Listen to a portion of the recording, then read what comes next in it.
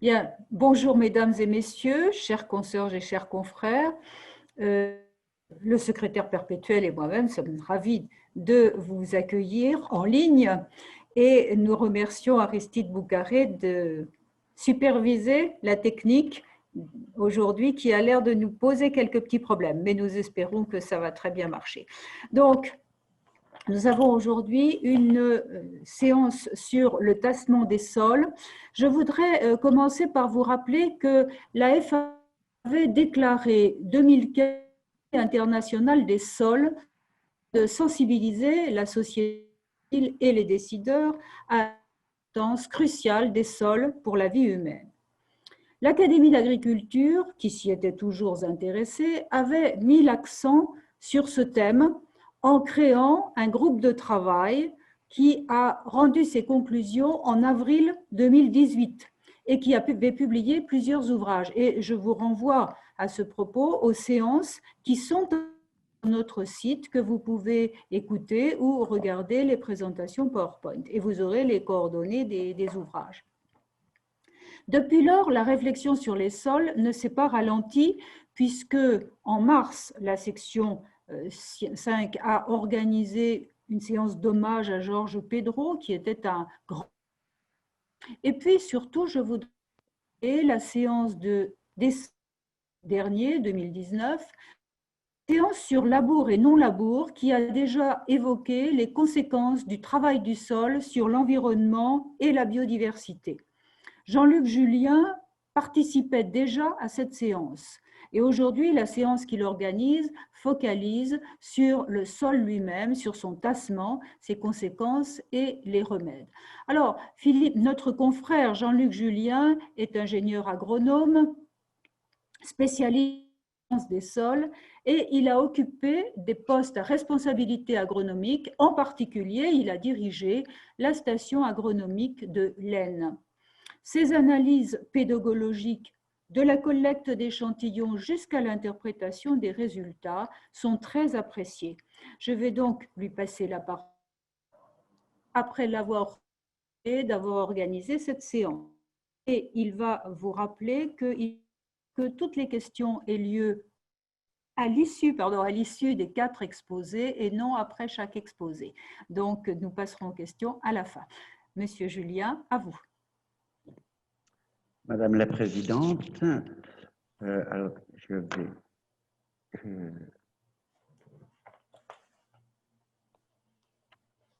Très bien. Voilà. Alors, Madame la Présidente, Monsieur le Secrétaire perpétuel, chers consoeurs, chers confrères, Mesdames et Messieurs qui nous écoutez, mon introduction va être très courte pour laisser du temps aux 4 intervenants qui ont chacun 4 regards très différents sur ce même sujet du tassement des sols. Pour introduire ce tassement, le tassement, c'est globalement une diminution de la porosité.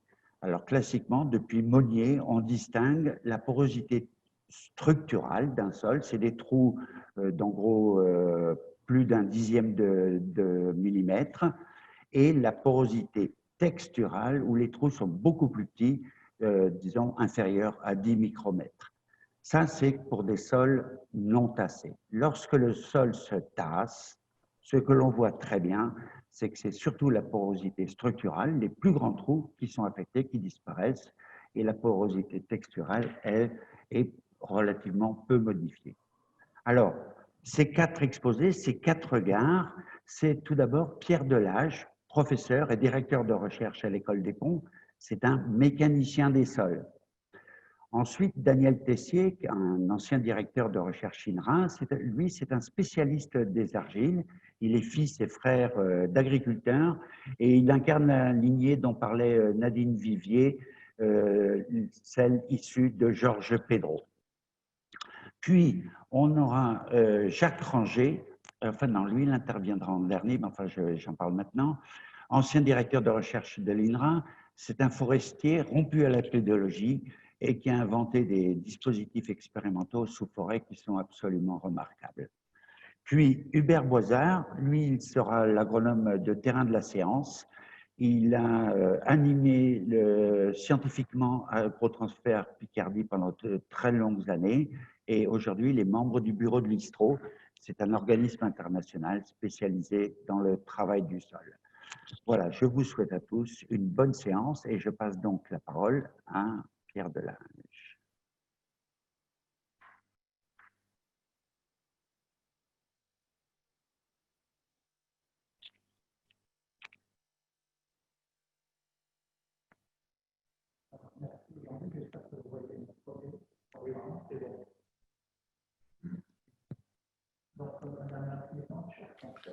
Faudrait que micro, oui.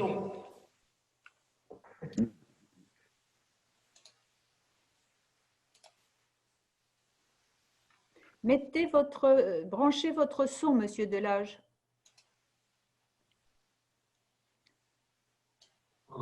Voilà, vous m'entendez? Oui, Oui, c'est bon.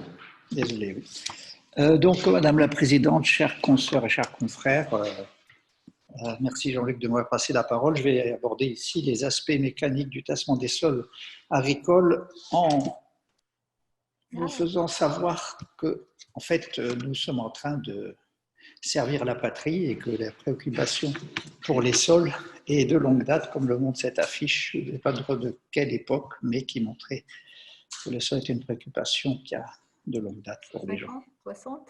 Oui, c'est les années 50 peut-être. Bon, voici une image bien connue dans le monde agricole avec donc des engins lourds, des pneus épais qui sont pleins de boue et qui créent des ornières importantes dans le sol cultivé. Et cette coupe montre effectivement qu'à côté d'une zone au-dessus comprimée et fortement remaniée, on a au niveau de l'interface avec le sable où se passe l'ornière, on a ensuite en dessous une certaine profondeur dans laquelle, comme l'a dit Jean-Luc, les pores sont écrasés et donc ils posent des problèmes de ressources pour le sol. Alors, avant d'aller sur les aspects plus agricoles, je voudrais faire un petit peu d'histoire pour montrer ici une photo que nous avions obtenue avec Daniel Tessier en 82, qui était probablement la première photo en microscopie électronique sur un sol lâche, compressible, argileux du Québec, qui est un peu un cas extrême, mais qui montre quand même de façon intéressante, ici sur un sol naturel très compressible et sensible, comment sont constitués d'abord les ponts argileux formés de plaquettes, hein, par définition granulométrique inférieure à 2 microns, qui sont ici de l'hélite, des agrégats de plaquettes qui rappellent que les plaquettes sont toujours agrégées, et des pores ici larges qui sont plutôt de nature texturale, mais qui, pour les sollicitations de mécanique plutôt au sens du génie civil, de compression, sont écrasés par la compression. Alors ces sols sont vraiment particuliers, juste un petit commentaire. Vous voyez à gauche ici une éprouvette intacte et vous voyez que le remaniement transforme ces éprouvettes en les liquéfiant complètement, donc c'est un problème très grave et qui s'était traduit en 71 par le glissement de Saint-Jean-Vianney, où vous voyez ici une zone complètement remaniée où le sol s'est liquéfié avec des maisons qui ont été emportées, l'hélicoptère là qui mesure l'étendue des dégâts. Et ici, sur les flancs, vous voyez une zone qui, elle, est restée intacte avec quand même une cohésion importante et un angle de frottement important qui permettent la stabilité de cette pente-là. C'est-à-dire que le sol est resté dans cet état. Et ici, évidemment, il a été liquéfié et il s'est écoulé dans le fleuve qui était à l'origine de cette instabilité par glissement rétrogressif. Bon, c'était juste une petite illustration. Ici sont des sols compactés, mais qui viennent d'éléments des plateaux de l'Est de Paris, donc qui montrent l'allure qu'ont des grains de limon, hein, qui sont des petits grains de microsable d'une vingtaine de microns, qui montrent que là aussi on a l'agrégation de ces grains avec aussi des plaquettes argileuses qui leur sont collées dessus, des pores assez gros qui sont aussi écrasés par la compression. Alors bon, ça, c'est des choses que les agronomes connaissent beaucoup mieux que moi, qui viennent du génie civil. Daniel Tessier va nous expliquer dans la présentation qui va suivre toute l'importance de la minéralogie, physico-chimie, matière organique, ation, pH, oxyde, et probablement encore d'autres choses que j'aurais oubliées. Donc les sols, si on parle en termes de granulométrie qui nous intéressent, sont des mélanges d'argile, de limon et de sol fin, et vous avez en dessous les dimensions, depuis 2 microns jusqu'à quelques centaines de microns pour les sables fins qui les constituent, puis parfois à l'intérieur évidemment des sables plus gros, des graviers ou des cailloux qui peuvent arriver également. Alors voici quelques profils de sol typiques. On a ici à gauche donc le niveau de sol qui est concerné là. Ici c'est sur un fond de granit, ici c'est plutôt sur un fond calcaire. Et ici c'est un type de sol forestier avec des horizons S, CM que nous allons peut-être commenter plus tard. Alors, je passe à la mécanique et donc je rappelle des choses sur les notions de contrainte. Quand on est dans un liquide, finalement, on est presque tous familiers aux notions de contrainte. Hein, c'est la pression qui s'applique et qui est toujours normale à la facette, quelle que soit son orientation. Il y a une profondeur Z, c'est une pression hydrostatique, donc ρJZ. Voilà, avec une densité d'eau de 1, on a presque 10 kPa de contrainte, quelle que soit l'orientation de la facette, à une profondeur de 1 mètre.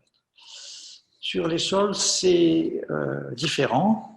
Ceci dit, pour ce qui est des contraintes verticales s'appliquant sur une facette horizontale, on a dans le cas d'un massif symétrique comme ça ou d'un massif semi-infini, on a une contrainte verticale égale à ce qu'on appelle le poids des terres, c'est-à-dire à la colonne de sol qui est au-dessus, ce qui paraît logique. En revanche, quand on est selon une facette verticale, on a une contrainte horizontale qui est comprise entre la moitié et la contrainte verticale elle-même, dépendant des propriétés du sol. Et là, ça fait intervenir déjà les caractéristiques de comportement du sol. Et quand on a une inclinaison quelconque, eh bien, on voit intervenir ici une composante de contrainte tangentielle qui, donc, elle est typique des sols. Et l'image montre hein, que c'est cette composante-là qui intervient dans les problèmes de rupture, rupture de pente, rupture de talus, etc. C'est quand le seuil de contrainte tangentielle est trop élevé par rapport à la contrainte normale selon un critère dit de frottement. Alors ces choses-là restent vraies quand on est sur un massif semi-infini, donc c'est une hypothèse qu'on peut faire dans le cas des sols agricoles, donc toujours avec la contrainte sur un plan horizontal égale au poids des terres.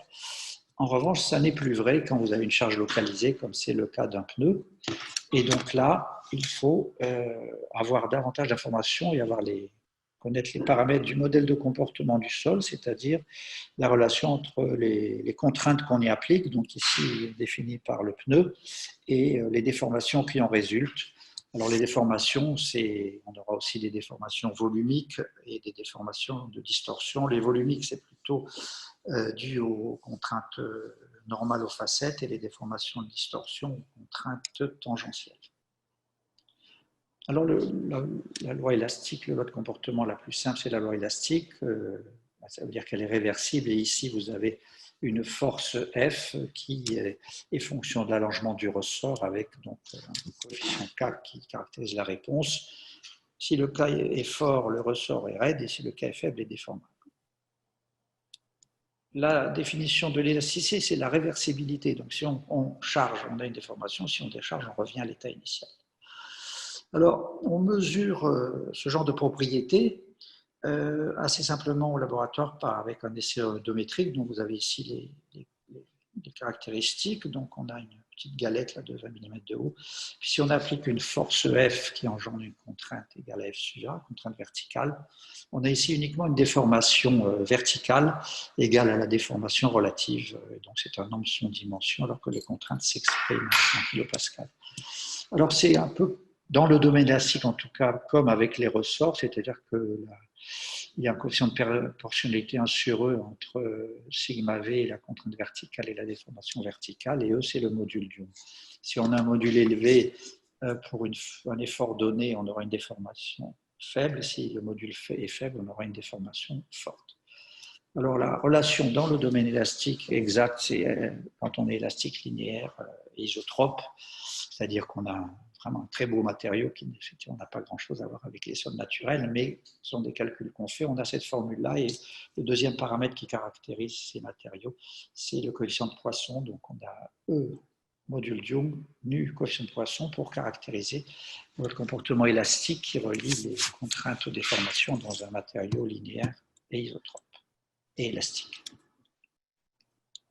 Alors, quand on met un sol dans un odomètre, on a une réponse dans un diagramme où on représente ici en ordonnée le volume. Epsilon V est en horizontal le log de la contrainte. On commence par comprimer.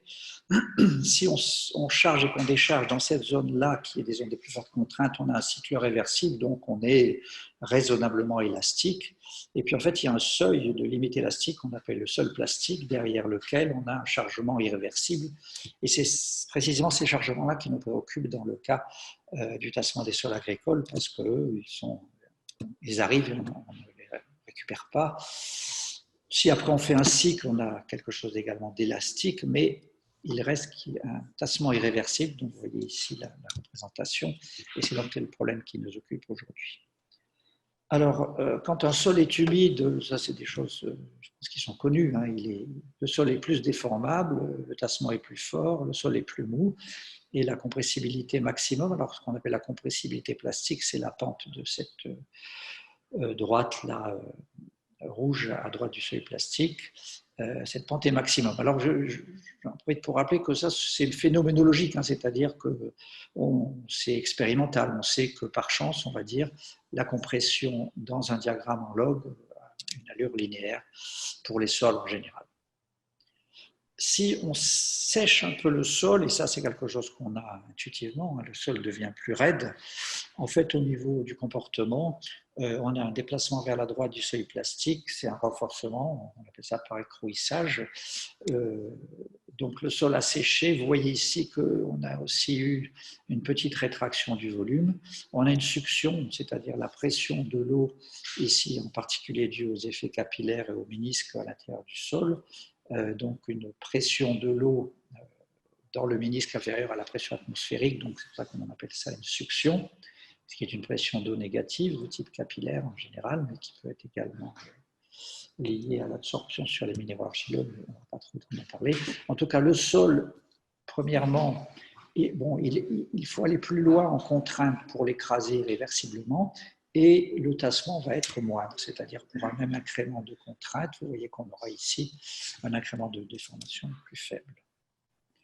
Alors, il y a des formulations qui sont ici en élastique, donc dans cette zone-là, c'est la pente de cette courbe, c'est un coefficient kappa dans les modèles les plus utilisés en mécanique des sols, et dans des formations élastiques, c'est une pente lambda en fonction de la succion, comme on l'a dit. La pente est maximale pour une succion nulle, et puis plus la succion est élevée, plus elle augmente. Donc ça, c'est un modèle des années 90 de l'équipe de Barcelone qui a révolutionné la perception mécanique des sols non saturés et qui peut s'appliquer aux sols agricoles qui sont, comme on le sait, soumis à de fortes variations d'humidité. Ici, c'est pour élargir un petit peu ce qu'on a dit. On a surtout parlé de rapport entre les contraintes verticales et les déformations verticales. En fait, si on veut considérer un aspect plus complet du tenseur des contraintes, on considère une contrainte de déviatorique. Très rapidement, c'est elle qui est responsable des déformations en distorsion, des ruptures par cisaillement. Une contrainte moyenne, donc les deux sont fonction des trois contraintes principales, sigma 2 égale sigma 3. Une contrainte moyenne, elle, qui est plutôt responsable des déformations volumiques. Les choses dont j'ai parlé précédemment, eh bien, se passent sur cet axe ici, avec une zone élastique dans cette ellipse, et une plastification, une mobilisation de déformation irréversible plastique à partir de ce seuil de contrainte. La succion qui augmente quand le sol se dessèche et qui rend le sol plus raide et plus résistant. Et ici, cette courbe ici, bon, je ne peux pas trop revenir dessus, mais qui décrit le renforcement des sols avec leur désaturation.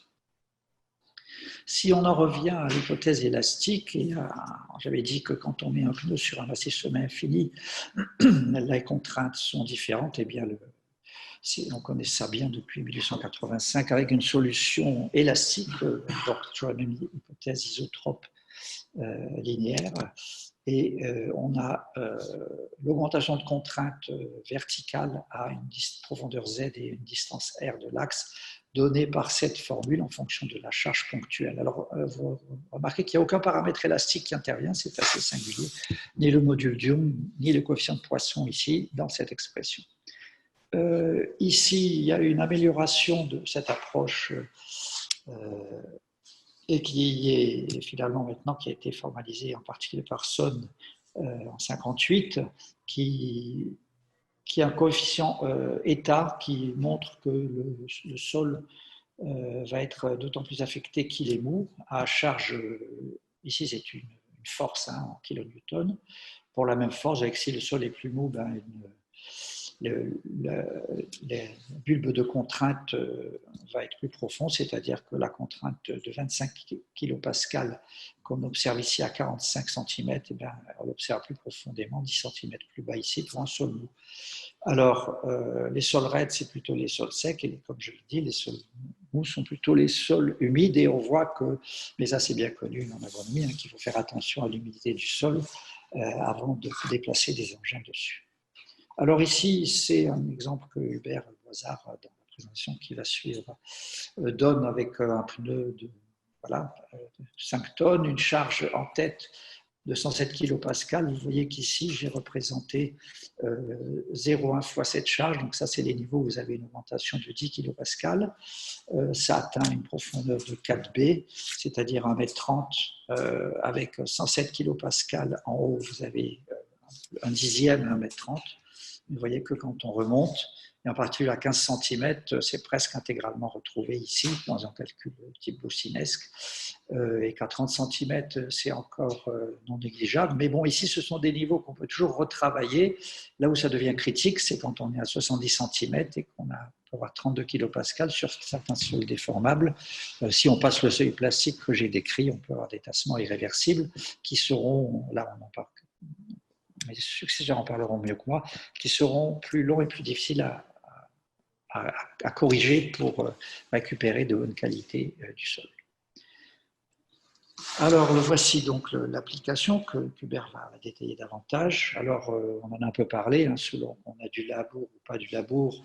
L'interface est évidemment la zone la plus mobilisée. C'est là qu'il y a des ornières avec des grandes déformations qui sont en fonction de ces paramètres, pression de pneu, forme de l'interface, rigidité du sol. Ici, c'est une équipe danoise qui a fait des expériences en vraie grandeur avec des mesures de contrainte en profondeur qui ont montré que d'ailleurs les expressions proposées par Son, je ne sais pas comment dire en allemand, sont raisonnables d'après des mesures des vérifications in situ. Donc c'est une approche qui est d'ailleurs abordée dans la plupart des modèles utilisés. On a surtout parlé ici des contraintes verticales. Les profils qu'on a montrés ici sont des profils de contraintes verticales, mais comme je l'ai dit, il faudrait avoir le tenseur complet avec sigma, sigma 2, sigma 3. Alors c'est ce qu'on fait en utilisant la méthode des éléments finis et en faisant idéalement des calculs 3D, puisqu'il est clair que une roue de pneus qui avance, eh bien, il y a la mobilisation qu'on peut observer en coupe comme on a ici, mais il y a aussi la mobilisation le long de l'axe de l'engin qui avance, ce ne sera pas nécessairement la même chose.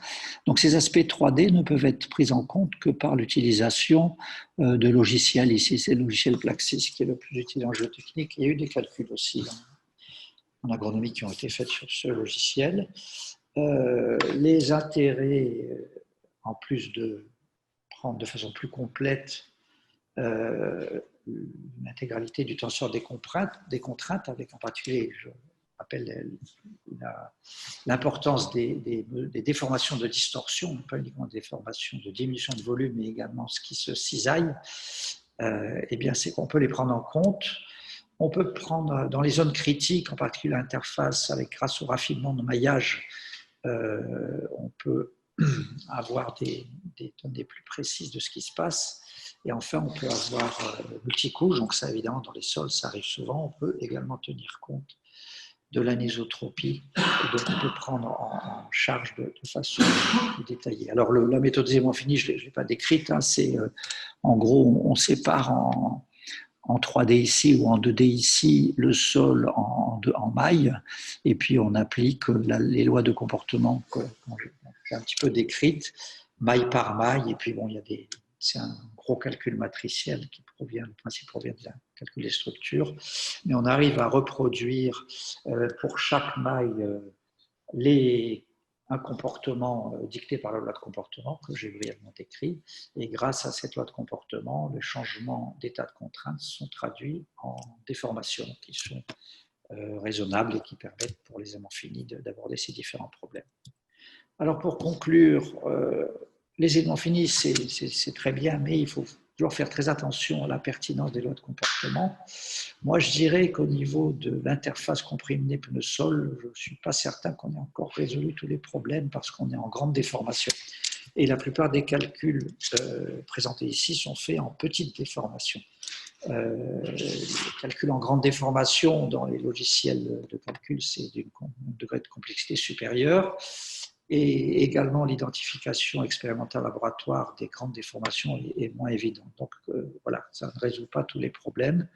Ce que je vous ai présenté avec les ellipses là, dans le diagramme PQ, tout à l'heure, c'est un modèle de TINCAP clé, c'est ce qui est le plus utilisé en géotechnique. C'est pertinent aussi pour les sols agricoles, je pense, mais bon, tout ça peut bien sûr discuter, mais ce n'est pas la panacée. On peut améliorer la qualité de ces modèles, mais ça devient assez compliqué avec un très grand nombre de paramètres difficiles à déterminer au laboratoire et éminemment variables. J'étonnerai personne en disant que la variabilité naturelle des sols est à prendre en compte et que ça, c'est un peu compliqué parce qu'ici, on a des paramètres homogènes, constants un peu partout, donc ce sont quand même des cas idéaux. Voilà, j'ai évoqué la forme de l'interface, les formes d'anisotropie et d'hétérogénéité.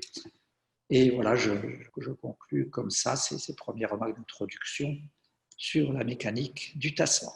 Merci, Madame la Présidente et Monsieur Julien. Merci. Je vous remercie parce que cet exposé très technique semblait quand même tout à fait abordable. Évidemment, je n'ai pas compris les équations, mais j'ai bien suivi l'essentiel du message. Donc, merci. Et donc, nous allons passer la parole à Daniel Tessier. Voilà, Daniel, si vous voulez bien mettre votre présentation. Parfait. Micro, Daniel. Le micro. Daniel, il faut que tu mettes ton micro.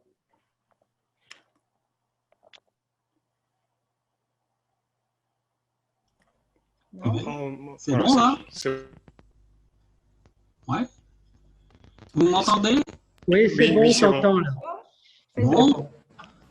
Alors, je vais donc pouvoir commencer. Merci Madame la Présidente, merci Jean-Luc.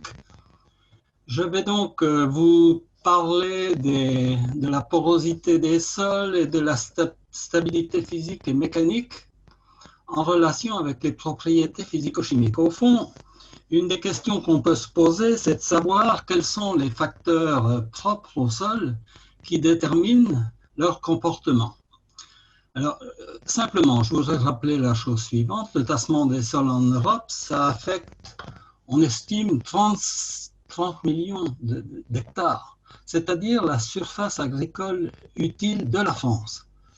Alors, cette menace est considérée comme une menace majeure parce qu'elle a des impacts sur l'agriculture, en particulier pour ce qui est de l'infiltration de l'eau, le stockage de l'eau, l'aération, donc des conditions oxydoréductrices, la pénétration racinaire, l'activité de la faune, voilà. Et puis, en ce qui concerne l'environnement, eh bien, par exemple, l'érosion, la contamination des eaux, etc. Alors, une des choses importantes à bien comprendre, c'est la réversibilité plus ou moins grande des phénomènes en fonction des sols. Et aujourd'hui, on doit se poser une autre question, c'est celle de l'impact de sécheresse répétée sur les sols agricoles, mais aussi en milieu forestier. Alors, trois exemples. Tous les sols sont affectés. Par exemple, on a le cas des semelles de labour. Hubert Boisard va nous en parler. On a le cas des sols forestiers à droite. Et puis, on a le cas du piétinement des herbages qu'on a ici au Brésil, mais qu'on pourrait avoir en Normandie ou, par exemple, en Bretagne. Alors, dès qu'on s'intéresse au sol, il faut s'intéresser aussi à leur organisation dans l'espace. J'ai pris comme exemple celui du département de l'Eure-et-Loir. Disons, dans le nord du bassin de Paris, on peut dire que globalement, il s'est déposé des loess au cours du Quaternaire. Ces loess se sont déposés sur des matériaux géologiques qui peuvent être extrêmement différents. Alors, par exemple, en Eure-et-Loir, à droite, en vert, on a la Beauce. On a une couche de limon de 1 mètre, 2 mètres d'épaisseur. Et quand on regarde les sols, on voit qu'en fait, ils ont une couleur marron foncé. Il n'y a pratiquement pas de différenciation entre les horizons de surface et les horizons profonds. Ça, c'est quelque chose d'assez unique en France. Au contraire, si on va vers l'ouest, alors je voulais dire aussi que là, dans ce cas-là, les sols reposent sur du calcaire de Beauce, qui est un calcaire fissuré, extrêmement friable. À l'ouest, en fait, c'est tout à fait différent parce que les sols, les mêmes limons qui ont été déposés au Quaternaire, reposent sur de l'argile à silex. Mais la différence, c'est que dans un cas, pour la Beauce, on a du calcaire, donc une source de calcium et de base est extrêmement importante, alors que dans le Perche, c'est tout à fait différent. Alors ça donne des sols qui sont des sols dégradés, lessivés, c'est-à-dire qu'une partie d'argile en surface a migré vers la profondeur, et en outre, elle est partie dans les eaux. Eh bien, ces sols, aujourd'hui, ils sont drainés, ce qui fait qu'on les a considérablement améliorés. Mais le fait est là, ça n'a rien à voir entre des sols provenant d'un même dépôt de limon et reposant sur des matériaux tout à fait différents. Alors, complètement à l'ouest, là, on est dans le Perche vallonné avec des sols qui sont dérivés directement des sables, des craie, des marnes et des argiles. Quel que soit le sol, une des choses clés, c'est la structure pour bien comprendre comment se développe l'activité biologique, en particulier la faune, la flore et puis la végétation, qui va conditionner en définitive le rendement des cultures. Alors, quand on prend un échantillon de sol, si c'est par exemple un sol argilo-limoneux, comme a pu l'étudier Harry Bruand, eh bien, si je porte ici en abscisse l'humidité du sol et en ordonnée la taille des échantillons sur lesquels je fais la mesure de la porosité, eh bien, je constate que si je fais la mesure sur un gros échantillon, je vais avoir en fait une certaine porosité. Et puis, si j'en prends un élément plus petit, la porosité va être plus faible. Par exemple, des mottes de 10 cm3 comparées à des cylindres d'1 litre. Et puis, si je prends des agrégats millimétriques, ça va encore être au-dessous parce que là, je ne vais plus avoir que l'organisation intime entre les argiles, les sables et les limons. Et puis enfin, si je remanie complètement le sol, je vais encore être en dessous. Alors ça, c'est tout à fait intéressant parce que ça veut dire que le sol est structuré à différentes échelles. Il y a donc 2 grands niveaux d'organisation.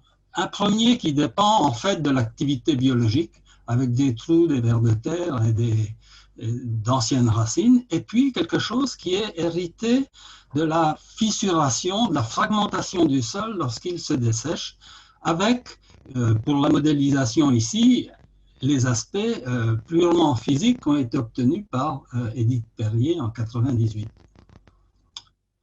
Alors, dans un sol sableux, c'est quand même tout à fait différent. Là, Christian Hartmann, en 1992, avait inclus un sol sableux de Côte d'Ivoire avec une résine. Et il avait pu marquer les pores avec une résine qui réagit à l'ultraviolet, et puis les argiles ici et les grains de sable en noir. En fait, quand ce matériau est complètement hydraté, il ne change pas de volume ou très très peu. L'argile enrobe les grains de sable, on en voit ici la marque, et si je regarde l'argile, on a des feuillets de l'ordre du nanomètre, ce sont des nanoparticules, hein. On ne parlait pas de nanoparticules à l'époque encore, mais vous savez, ça fonctionne un peu comme un lamellé-collé. Vous voyez les structures en bois des charpentes, des lamelles de feuillets avec entre eux de la colle, on verra, ce sont les cations en particulier. Alors je continue. Un des problèmes auxquels on est confronté, notamment lors de la pédogénèse, c'est celui de la formation d'une macroporosité dans le sol. Alors ici, j'ai le volume apparent du sol, hein, le volume massif, et ici l'humidité, encore une fois, pour une série de sols sous forêt. Eh bien, quelque part, oui, les horizons profonds des sols, pratiquement, si la réserve utile, c'est ceci, vous voyez, entre ces courbes-là et celle-ci, on part d'une réserve utile extrêmement faible en profondeur pour aller vers une réserve utile qui croît au fur et à mesure que le sol se décompacte et que l'activité biologique s'y développe dedans. Ce qu'il y a de paradoxal dans ce cas-là, c'est qu'en fait, tous les échantillons de sol en question ont pratiquement la même granulométrie. Donc, ça veut dire que la granulométrie ne permet pas d'expliquer ce qui se passe. Il y a quelque chose d'autre. Et la question aussi est de savoir comment, quand on va comprimer, on va détruire toute cette partie-là qui était en fait la réserve utile du sol en comprimant. Alors pour ça, il faut se référer aux propriétés des sols. Alors, il y a une chose tout à fait importante qu'il faut considérer. Si on s'intéresse à la taille et à la nature des grains, c'est une chose. Mais ce qu'il y a de fondamental dans les sols, c'est la présence d'une charge électrique superficielle négative à leur surface. C'est vrai aussi bien pour les argiles que pour les matières organiques. Alors, si je prends par exemple ici les 42 parcelles dans l'essai de longue durée de Versailles, qu'est-ce que je vois en fonction du pH? Je vois ici une valeur de la capacité d'échange qui est mesurée, j'insiste là-dessus, non pas à un pH déterminé, mais au pH du sol.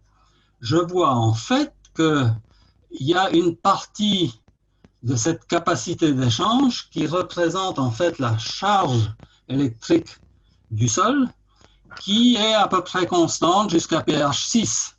Et puis après, ça remonte. Ça remonte parce qu'en fait, une partie des charges électriques se forme dès lors que le pH remonte par un mécanisme que je ne vais pas trop expliquer ici, qui est la déprotonation des hydroxydes. Alors cette déprotonation génère des charges.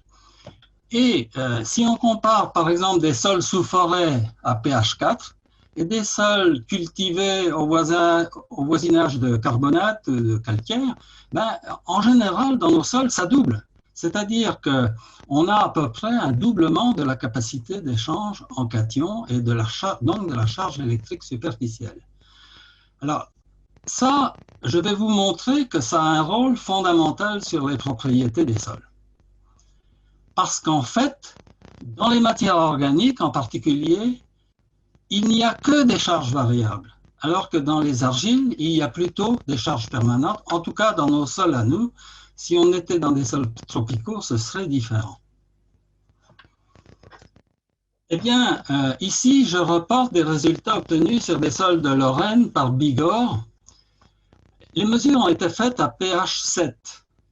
Eh bien, la capacité d'échange qui représente la valeur de la charge superficielle du sol relative aux argiles, c'est 37 centimoles par kilo. Ça fait 37 milliéquivalents pour 100 grammes, si vous voulez, si on reporte les choses autrement. Pour la matière organique, à pH 7, c'est infiniment beaucoup plus, c'est 7 fois plus, 275. Mais pour la matière organique, cette charge est éminemment variable, puisque pratiquement à pH 5, c'est 0, et à pH 7, ça va être 7 fois plus là que les argiles. D'où son rôle tout à fait fondamental en matière organique. Il n'y a pas besoin, il y en ait beaucoup, pour qu'elle change fondamentalement les propriétés, mais pour qu'elle change les propriétés, il faut qu'elle soit dans des conditions tout à fait appropriées, sinon, eh bien, elle est plutôt, comme on dit, hydrophobe. Alors, tout ça pour expliquer le comportement, par exemple, en surface. Ici, on est toujours dans les 42 parcelles de Versailles de tout à l'heure. Ici, ce sont les parcelles Cholet, après 90 ans d'application d'amendements ou d'engrais. Eh bien, vous voyez, au printemps, après les pluies d'hiver, la structure de surface n'est pas détruite du sol. Au contraire, dans le témoin qui est à pH moins de 6, aux alentours de 5, 5,5, vous voyez, c'est tout à fait différent. Et là où on a des engrais azotés, ammoniacaux, c'est encore plus bas puisqu'on descend à peu près 3, 8. Et donc là, vous voyez, le sol a perdu une partie de sa stabilité physique. Et c'est encore plus le cas lorsqu'on a du sodium ou du potassium, comme on peut les avoir dans des sols qui sont affectés par des eaux saumâtres, la mer en particulier. Donc, vous voyez, ces sols ont exactement la même teneur en matière organique, la même teneur en argile, en limon et tout. Ce qui change, c'est simplement un contexte physico-chimique. Alors, ça va jouer, par exemple, sur la vitesse à laquelle le sol s'humecte. On a fait des expériences où, en fonction du temps, on a regardé, mesuré la variation de teneur en eau du sol. Bien, pour des sols non chaulés, par exemple, à pH 5,8, avec une capacité d'échange mesurée au pH du sol de 2,8 centimoles par kilo, bon, eh bien, on a cette courbe, et puis quand on chaule, c'est-à-dire qu'on apporte des carbonates pour augmenter le pH, vous voyez, le pH augmente, mais en même temps, la capacité d'échange augmente, et vous voyez, eh bien, on a d'une part une vitesse d'humectation, de pénétration de l'eau beaucoup plus rapide, d'autre part, une porosité finale beaucoup plus élevée. J'ajoute que si on prend cet échantillon et puis qu'on le retire de son moule, eh bien, il s'effondre sur lui-même, ce qui n'est pas le cas des deux autres. Le même type de courbe a été obtenu sur les parcelles de 42 sur les 42 parcelles de Versailles en fonction du pH, là pour les pH acides et là plus pour les traitements basiques. Alors, ce type de comportement, on a aussi pu le vérifier pour des prairies. Et pour des prairies, eh bien, on s'est rendu compte que dès lors qu'on chaulait, pour différentes raisons, c'est peut-être un peu compliqué, mais on avait le même type de résultat. C'est-à-dire que la courbe de porosité était déplacée vers le haut, comme s'il y avait une résistance plus grande du matériau, en tout cas à un certain niveau, dès lors qu'on chaulait. Alors maintenant, je voudrais, sans entrer dans le détail, et je ne vais pas du tout empiéter sur les compétences des gens d'Orléans ou les gens qui ont travaillé sur les fonctions de pédotransfert, mais il y a une chose qui peut d'abord être déduite de l'ensemble de ces résultats. C'est que si on prend la rétention de l'eau au point de flétrissement permanent des plantes, c'est une chose importante puisque c'est l'eau qui reste dans le sol dès lors que tout le reste a été utilisé par la plante. Eh bien, sur 150 horizons de sol, on a cette courbe-là, enfin cette relation linéaire entre la capacité d'échange et la teneur en eau à ce qu'on appelle le point de flétrissement ou à moins 1500 kPa ou encore à PF4,2, bon, peu importe. Donc ça, et on a vu que si on fait ça par classe de sol, on améliore encore considérablement la relation. D'autre part, il y a une autre question qui est posée. C'est celle actuelle et à long terme des cycles de dessiccation-humectation et quelles répercussions ça a sur les sols. Alors, une argile qui se dessèche, c'est un matériau saturé qui reste saturé quand il se dessèche. c'est-à-dire qu'il faut arriver vraiment à des niveaux de dessiccation absolument énormes, dans la plupart des cas, pour qu'il commence à y avoir de l'air à l'intérieur. Ce qui se passe, c'est qu'il va se fragmenter, il va laisser entre ces fragments de l'air. Mais à l'intérieur, globalement, il va rester saturé d'eau, ce qui ne veut pas dire qu'il n'a pas changé d'état. Hein, comme le disait Pierre Delage, en fait, avec notamment les forces capillaires, eh bien, il va devenir de plus en plus cohérent. Hein. Et en fait, ça va correspondre au cours de la dessiccation à la mise au contact face à face de particules. Et les surfaces qui vont être en contact, eh bien, vont être plus ou moins importantes en fonction du niveau de dessiccation. Alors, ici, j'ai rapporté deux niveaux de dessiccation. L'un où on a séché d'abord très fortement, et puis on a réhumecté, et l'autre où on a séché moins fortement et on a réhumecté. C'est-à-dire qu'on est exactement dans le même cas où il y a quelque chose qui a à voir avec, je dirais, le comportement élastique et les déformations que Pierre Delage nous a montrées. C'est-à-dire que dans un matériau argileux qu'on va dessécher, on va provoquer, eh bien, sur la courbe ici, pardon, voilà, de première dessiccation,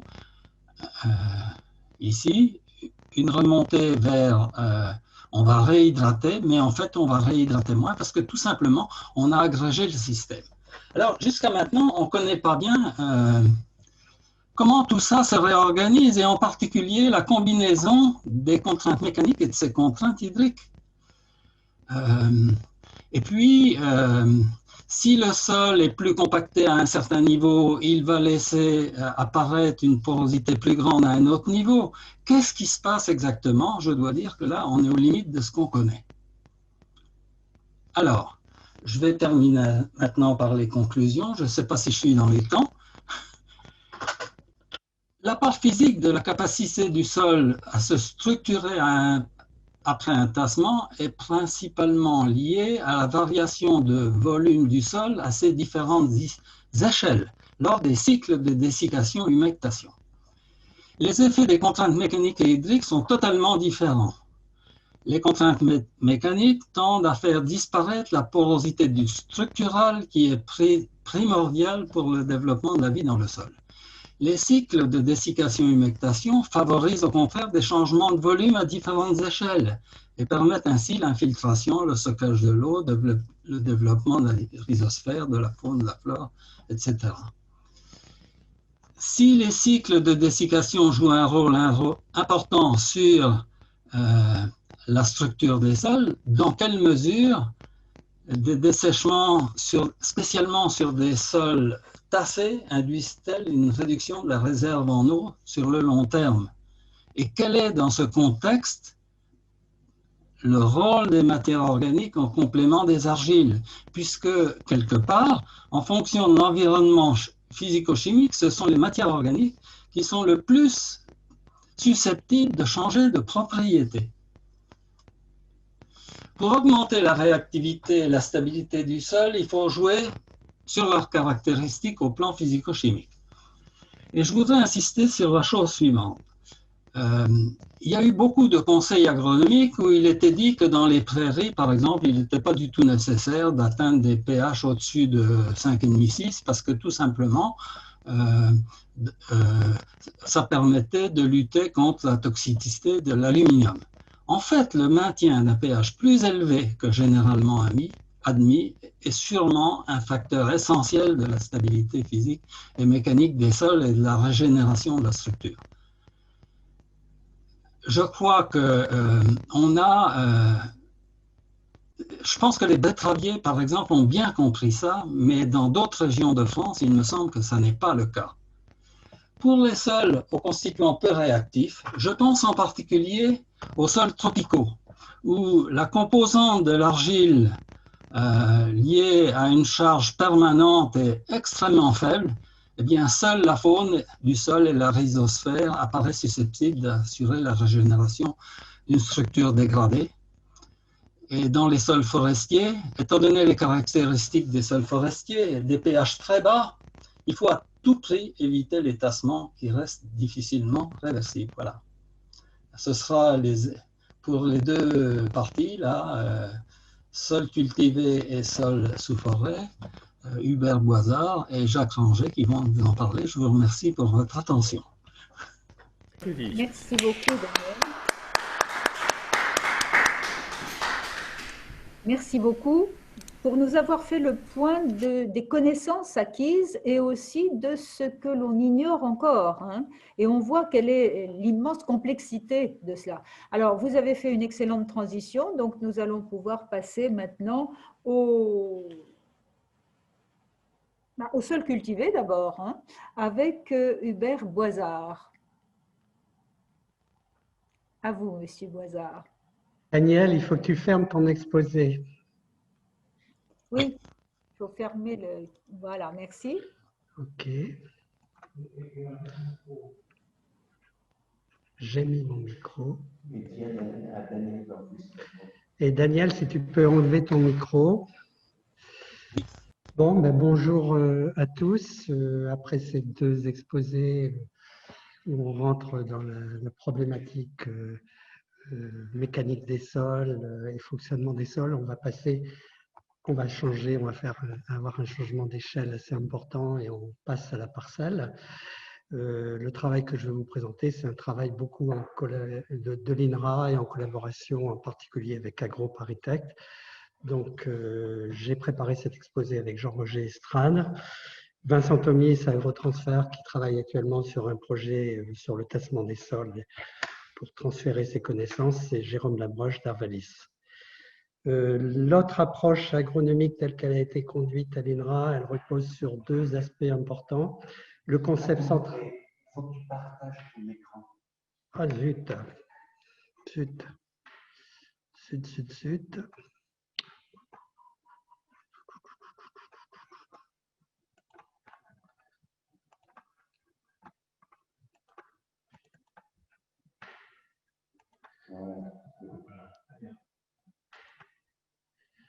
Excusez-moi pour avoir tardé à partager l'écran.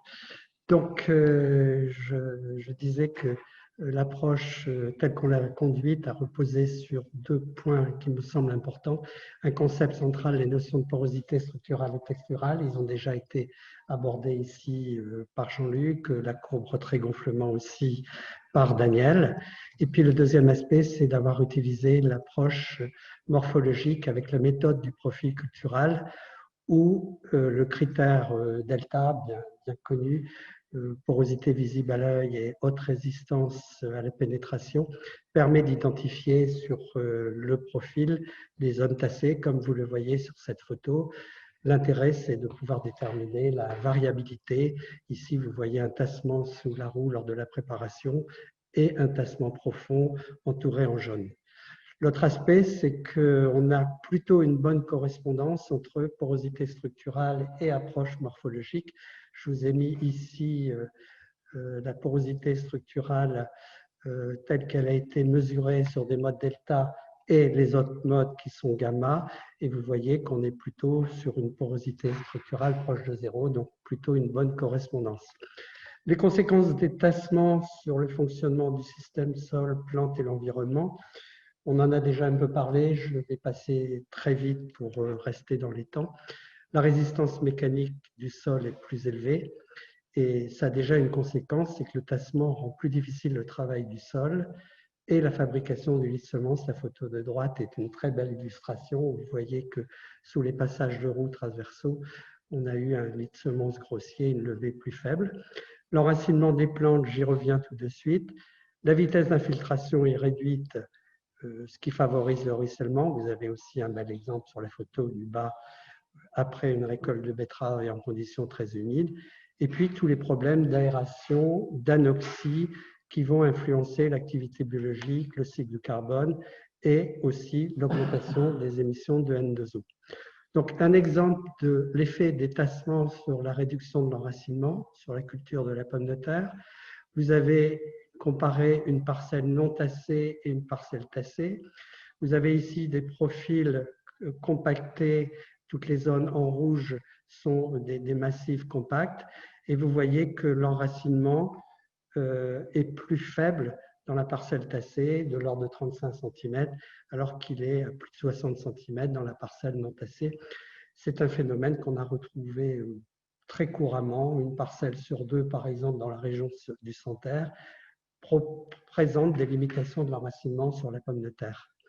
Alors, conséquences sur les rendements, vaste question. Et là, je rappelais ce que nous a souvent présenté Michel Sibiote, la relation entre état du milieu, plantes et rendement, avec une influence majeure des pratiques culturales. Si vous fertilisez ou surfertilisez, vous aurez un rendement différent, et bien sûr des conditions climatiques. Et pour illustrer cet aspect, j'ai repris une expérimentation, un réseau expérimental mené par Arvalis, où des essais exprimés en pourcentage tassé par rapport au non tassé, vous voyez un certain nombre de situations. Sur les points gauche, vous avez des rendements en blé à Boigneville et Baziège, et vous voyez des différences. Le blé est une plante assez tolérante, et par exemple à Boigneville, l'écart de rendement est très faible. Par contre, sur la partie droite, vous voyez que la culture du maïs réagit beaucoup plus fortement avec des rendements qui chutent de plus de 20%. Alors, maintenant, parlons des tassements au champ et comment ces tassements surviennent au champ et comment le problème, la question s'est intensifiée dans le temps. Alors, la première phase, ça a été bien sûr la mécanisation à partir surtout des années 1950 qui a conduit à des tassements plus fréquents avec des charges plus élevées et des surfaces couvertes plus importantes. Et les premières innovations technologiques sont portées sur le domaine des pneumatiques, avec en particulier le développement des pneus larges basse pression à partir de 1970.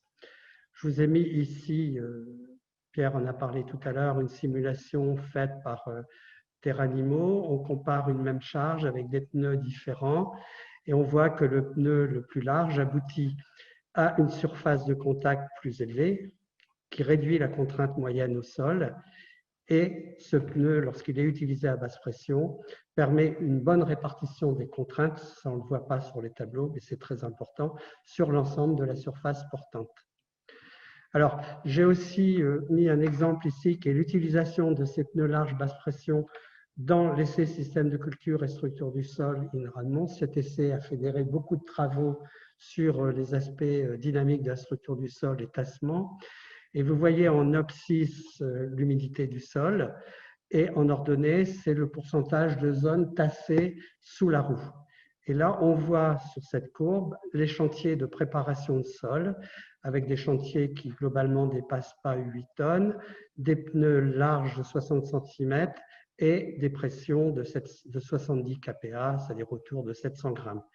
Et on voit dans ce schéma que les tassements n'interviennent finalement qu'autour de la capacité au champ, ce qui rend possible des interventions dans une large gamme d'humidité et qui permet par exemple de semer rapidement au printemps des pois et des betteraves si le chantier est bien adapté. Par contre, lorsque je rajoute les courbes liées à la récolte, ici ce sont des récoltes de betteraves et des récoltes de blé, on voit que la courbe est complètement déportée sur la gauche et que d'ailleurs, à la capacité au champ, vous êtes quasiment à 100% de zones tassées sous la roue dans l'horizon travaillé. Alors, ça amène à l'idée que la variabilité des contraintes appliquées au sol est un point important. Donc, j'ai repris les travaux qui ont été menés dans le cadre d'un projet DST conduit par Guy Richard, dégradation physique des sols cultivés et forestiers.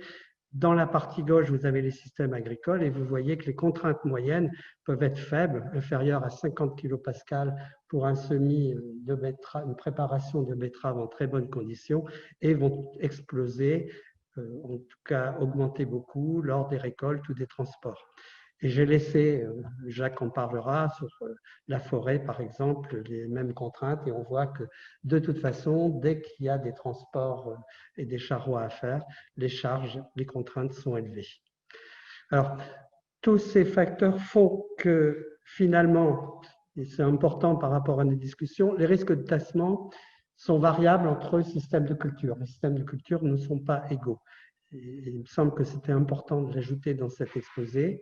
On a des risques plutôt faibles en système céréalier, avec des récoltes d'été où les humidités du sol sont généralement faibles, en tout cas depuis quelques années c'est très très vrai, et puis des surfaces tassées par la moissonneuse-batteuse de l'ordre de 20%. Ça peut beaucoup augmenter si on passe des remorques, si on met du lisier, etc. Mais c'est tout de même des risques plus faibles en système céréalier, alors que les risques sont élevés en système de culture avec légumes, betteraves ou maïs fourrage, parce que les récoltes sont réalisées à l'automne, que les surfaces tassées ou les surfaces vont jusqu'à 100% de la surface, et puis encore un risque accentué avec l'irrigation puisqu'on change, comme l'a dit Pierre, le régime hydrique. Alors, point essentiel, important, cette amélioration des pneumatiques a, j'ai presque envie de dire, détourné par la profession agricole pour conduire à des engins de plus en plus lourds. Pour deux raisons, c'est l'agrandissement des surfaces des exploitations et puis c'est aussi la diminution de la main-d'œuvre. Ce qui fait qu'aujourd'hui, on peut avoir des charges jusqu'à 10 tonnes par roue. C'est donc des chantiers, par exemple, des intégrales betteraves jusqu'à 60 tonnes. Et là, les travaux de recherche ont montré que telles charges conduisent à des tassements profonds au-delà de 30 cm.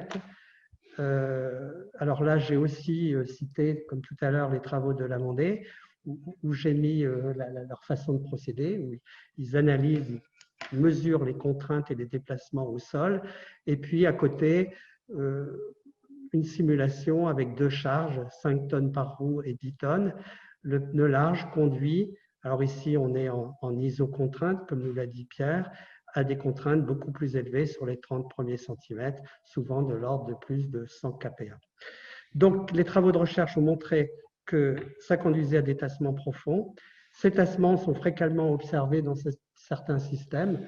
Les derniers travaux d'agrotransfert, par exemple, ont fait voir des tassements profonds de façon courante dans les systèmes légumiers. Et problème, ça a été posé tout à l'heure par Daniel, ils sont moins réversibles. Alors, effectivement, si on parle tassement, on est bien obligé d'analyser la réversibilité, puisque si le tassement disparaît très rapidement, ce n'est pas forcément un problème. Voilà, et donc là, j'ai remis, mais je ne vais pas le commenter très vite, on a des facteurs qui augmentent la porosité. C'est la fragmentation, c'est la fissuration par le climat, c'est l'action des agents naturels. Et puis, on a une diminution de porosité qui peut se faire par les tassements, c'est le sujet, mais aussi, et comme l'a bien souligné Daniel, par des reprises en masse et battances, par exemple, sur des sols à pH très faible. Et tout ça, bien sûr, lié à un ensemble que je ne vais pas reprendre et que Daniel a commenté. Alors, déjà, grande différence entre les systèmes avec labour et en non-travail du sol. Ici, là aussi, j'ai repris les systèmes de culture et structure du sol, où on a comparé travail réduit à travail conventionnel. Et on voit qu'en travail conventionnel, la porosité, après un tassement pendant 3 ans et des années humides, va augmenter extrêmement rapidement. Et en fait, on observe que la disparition des zones tassées est effective en quasiment 2 ans. Par contre, ce qui est important, c'est qu'en travail réduit, après ces tassements sévères qui ont diminué l'indice des vides structurales à moins de 10%, on voit que les années suivantes, malgré le fait qu'il n'y ait pas de tassement, la porosité reste très faible. Et ce qui se passe, c'est qu'elle reste effectivement globalement très faible sur l'ensemble du volume, mais on a une évolution par le climat, la fissuration et par la biologie. C'est ce qu'on va regarder d'un peu plus près ici. Alors la régénération par le climat, je suis obligé d'être très rapide. Ce qu'on connaît depuis très longtemps, c'est que c'est fonction du type de sol, du type d'argile, avec dans nos losses du bassin parisien une efficacité réelle à partir de 16% d'argile, et 2 mécanismes, le gel et l'humectation dessiccation. Ce qui est un peu plus original dans ce qui a été fait en non-travail, c'est qu'on a bien mis en évidence l'apparition de plusieurs types de fissuration. Fissuration prismatique polyédrique, essentiellement en fonction du taux d'argile et qui favorise la régénération en augmentant la vitesse d'infiltration. Mais on a aussi vu de façon très courante, sur le sommet des volumes tassés, une structure lamellaire qui se met en place et qui limite fortement la vitesse d'infiltration et l'enracinement. Et ce n'est pas du tout anecdotique. Elle a été observée pendant plusieurs années sur le site de Mons. Et par exemple, pour citer l'Argentine, sur des millions d'hectares en monoculture de soja, la structure lamellaire en surface est un très gros problème. L'autre aspect, c'est l'activité biologique. Je n'ai pas le temps d'aller plus loin, sauf de parler un tout petit peu des lombriciens. C'est un travail qui a été en particulier conduit par Ivan Kapovietz dans les années 2010. Et aujourd'hui, beaucoup de travaux, c'est très porteur sur ce thème-là. Et ici, en tomographie, on a comparé un témoin et une zone tassée, et les images en tomographie montrent bien ce qui se passe. Dans un premier temps, on a détruit les macropores, et en tout cas leur continuité. La reconstitution, au bout de quelques mois, se fait par la réapparition de quelques macropores, en particulier par l'aide des anécies, et puis au bout de 2 ans, on a une reconstitution.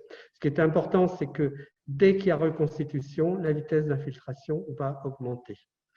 Donc, en conclusion sur le constat, le risque de tassement très variable en système de culture, je l'ai dit.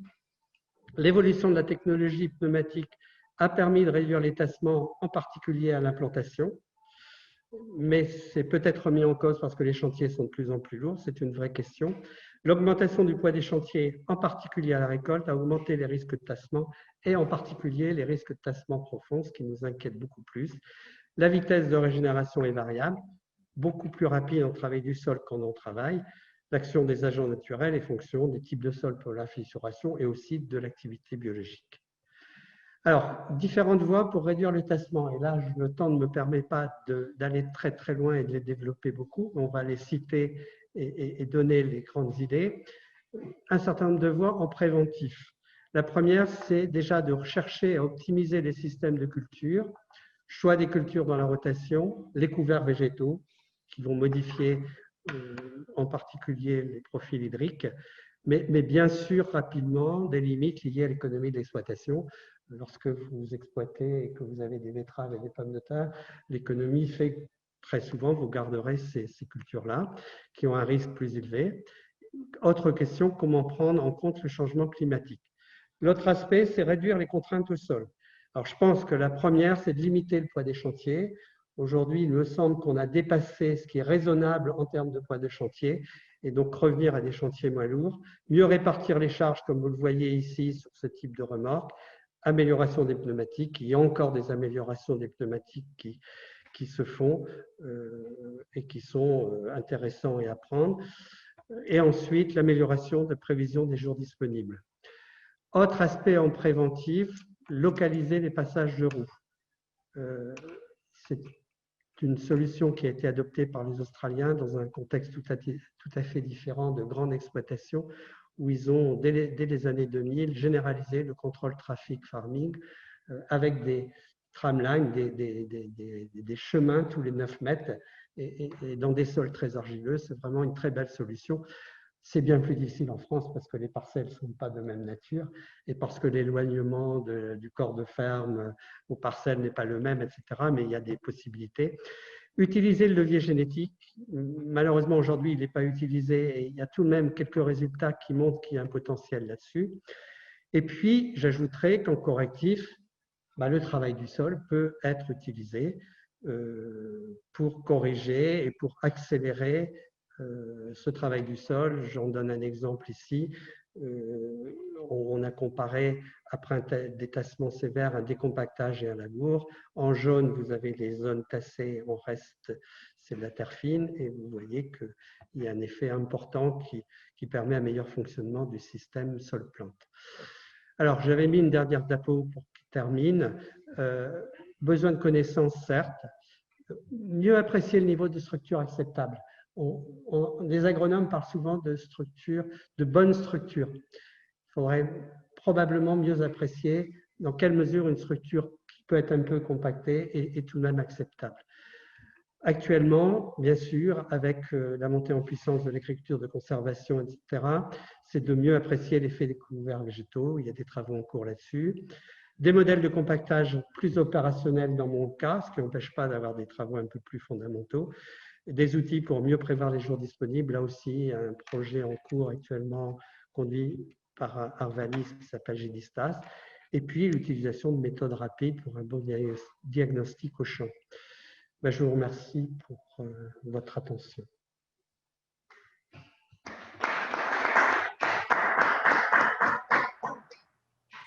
Merci beaucoup, monsieur. Merci beaucoup. Et donc, vous nous dites qu'on ne sait pas encore quelle est l'influence du couvert des végétaux sur la façon de régénérer les sols. Il y a encore donc beaucoup de recherches à faire. Ben, je me permets de répondre à la question. Je pense qu'on connaît déjà des choses, c'est-à-dire qu'entre un système où il n'y a pas de végétal et un système végétal, le comportement est complètement différent.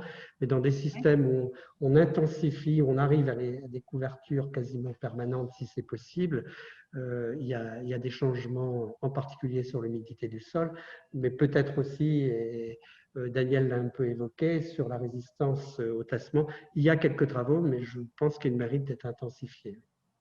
Merci beaucoup. Et donc, justement, Jacques Ranger va nous parler des forêts qui, elles, sont en couvert permanent. Voyons un peu. À vous, monsieur Ranger. Ton micro, Jacques. Jacques, il faut que tu mettes ton micro. Ah oui, vous n'avez pas activé votre micro.